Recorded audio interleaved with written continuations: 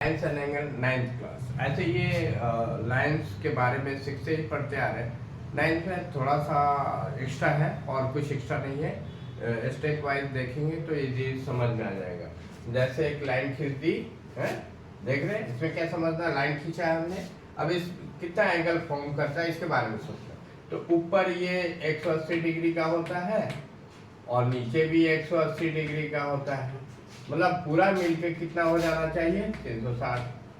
आई बात समझ में।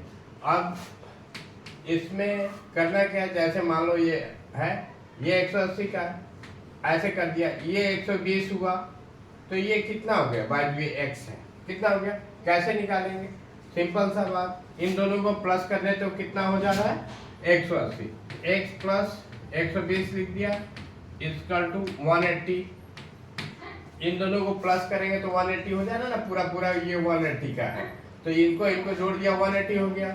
तो क्या हो जाएगा x इक्वल टू 120 को उधर ले गए 180 माइनस 120 कितना, x इक्वल टू 60।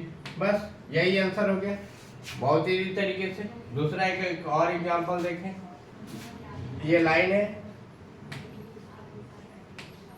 मान लीजिए पार्ट सारे इक्वल है, ये भी x है, ये भी x है, ये भी x है, सारे x का वैल्यू सारे इक्वल, x का वैल्यू निकालना। इसी तरह x प्लस x तीनों को आप प्लस कर देंगे कितना हो जाता है 180 हो जा रहा है।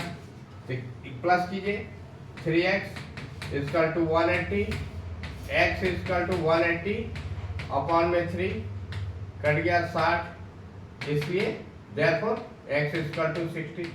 यही कंसेप्ट, ठीक है ना, इसी कंसेप्ट पे सभी क्लास के क्वेश्चंस बनते हैं, कोई इसमें अधिक सोचना नहीं। थोड़ा सा और लाइन्स और एंगल के बारे में स्टडी करते हैं आगे। जैसे ये दो लाइन है, एक दूसरे को इंटरसेक्ट कर रही, काट रही, ठीक है, ABCD। तो ये जहाँ एक दूसरे को काटते हैं इनको कहते हैं vertically opposite angle, vertically opposite angle या शीर्षाभिमुख, हिंदी में कहते हैं शीर्षाभिमुख कोण। ये आपस में बराबर होते हैं। जैसे हमने यहाँ पे m मान लिया, इसका प्रॉपर्टी होता है angle AMC equal to angle DMC and angle AMD equal to angle CMB, मतलब कि आमने सामने के जो एंगल है वो इक्वल होते हैं। आई बात समझ। जैसे कि अगर ये 110 का है, ये 110 का है तो ये भी 110 का हो जाएगा, ये 70 है तो ये भी 70 हो जाएगा। इन दोनों को प्लस करेंगे 180 होना चाहिए, इनको प्लस करो, सीधी लाइन है 180 होना चाहिए, ठीक है, वर्टिकली अपोजिट। एक पहले, इसके पहले आपने जो पढ़ा था वो क्या था, ये इसको कहते हैं लीनियर पेयर, लीनियर पेयर। इन एंगल को कहते हैं लीनियर पेयर, रेखीय कोण, ठीक है, इनको रेखीय कोण। तो रेखीय कोण बताया, लीनियर पेयर बताया, और फिर वर्टिकली अपोजिट एंगल बताया। अब एक और,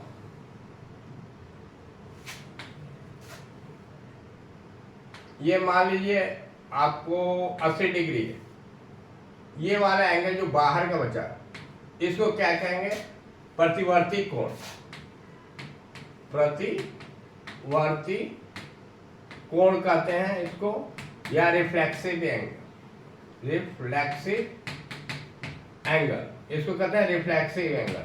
ये क्या होता है, ये देखिए पूरा आपका कितना होता है 360 का, 360 में से 80 घटा देंगे, 360 में से 80 आपने घटा दिया, रिफ्लेक्सिव एंगल कितना हो गया 280 डिग्री, ये आंसर होता है। ये रिफ्लेक्सिव एंगल, ये लाइन्स एंड एंगल में ये 3 इंपॉर्टेंट है। आइए इसमें एक क्वेश्चन बनाते हैं, इसका एक क्वेश्चन बनाते हैं।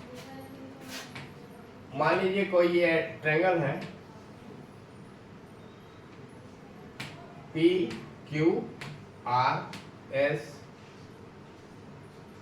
P Q R S M. Given क्या दिया हुआ है, if angle P Q R equal to angle P R Q, ये गिवन है, then to prove angle P Q M equal to P R S. NCERT का question है, ठीक है। ये दोनों एंगल आपको दिए हुए हैं, दोनों इक्वल है, तो हमें इनका इक्वल्स प्रूफ करना है। देखिए कैसे करेंगे, इन दोनों को प्लस करेंगे तो कितना हो जाएगा 180, इन दोनों को प्लस करेंगे तो कितना हो जाएगा 180। इसी कंडीशन को लेके चलते हैं। Since angle P Q R plus angle P Q M equal to 180 and angle P R Q plus angle P R S equal to 180।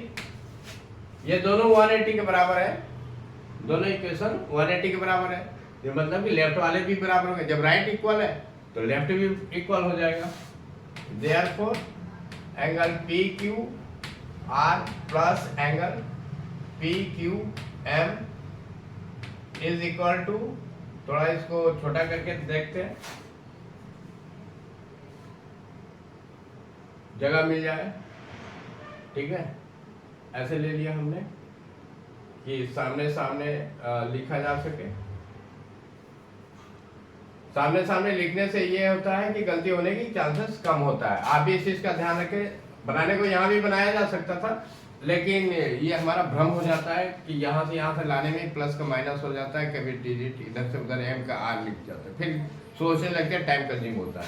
कोशिश करें इक्वल के इक्वल नीचे लिखते जाए, ये पैटर्न है, इससे गलती होने की कम चांसेस होते हैं।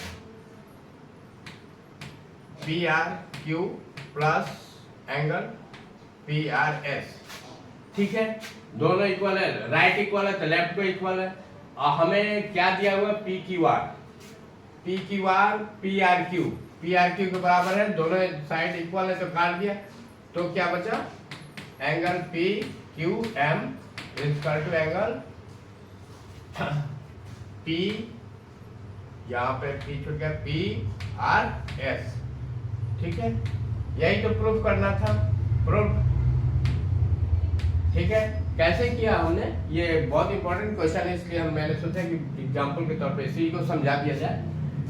हमको ये दोनों एंगल दिया हुआ था, इक्वल है, प्रूफ करना था ये जो बाहर है वो इक्वल है, तो हमने क्या किया, लीनियर पेयर से ये दोनों यहाँ पे लिख दीजिए, लीनियर पेयर, ठीक है। लीनियर पेयर से क्या हुआ, ये दोनों को प्लस करेंगे 180 हुआ, इन दोनों को प्लस किया 180 हुआ, क्योंकि दोनों 180 के बराबर है, इससे दोनों इक्वेशन आपस में बराबर हो जाएंगे। क्योंकि ये बराबर इक्वल दिए हुए हैं तो कट जाएंगे, लेफ्ट साइड और राइट साइड दोनों इक्वल है तो काट दिया उसको, तो जो बचा वही हमें रिक्वायर्ड आंसर हो गया। ये उम्मीद है ये आपको ठीक से समझ में आएगा। नेक्स्ट वीडियो में 2-3 और क्वेश्चन हैं, पहले इसका थोड़ा सा आप रिवीजन करें।